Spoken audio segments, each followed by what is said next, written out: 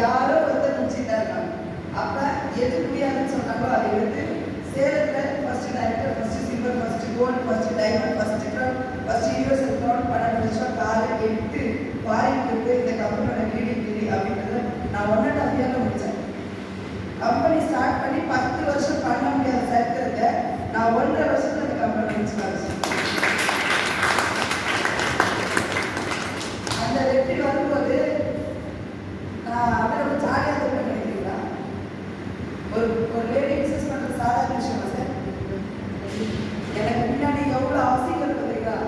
எவ்வளோ அவமானம் இருக்கு தெரியுங்களா? சாரிக்கு போய் நான் நின்று பேசுகிறேன்னா உடனே தப்பாக பேசுவாங்க. இவர்கிட்ட உட்காந்து பேசுகிறேன்னா உடனே தப்பாக எந்த உலகம் அப்படிங்க.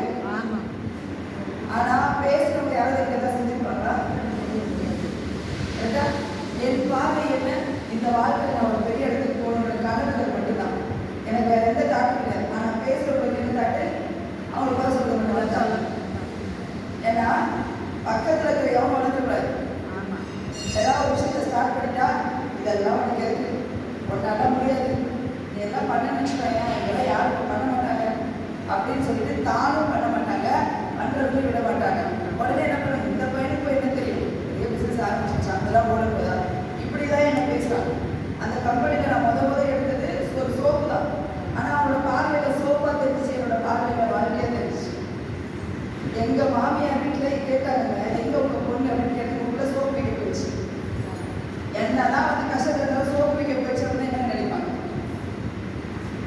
என்ன நினைப்பாங்க? உனக்கு என்ன போல எல்லாம் தான் செஞ்சுட்டுவேன், மாப்பிள்ளை சமாளிச்சு போடுற சாப்பிட்டு வீட்டில் இருந்தாலும் சொல்லுவாங்க, சொல்ல மாட்டாங்க, கண்டிப்பாக சொல்லுவாங்க.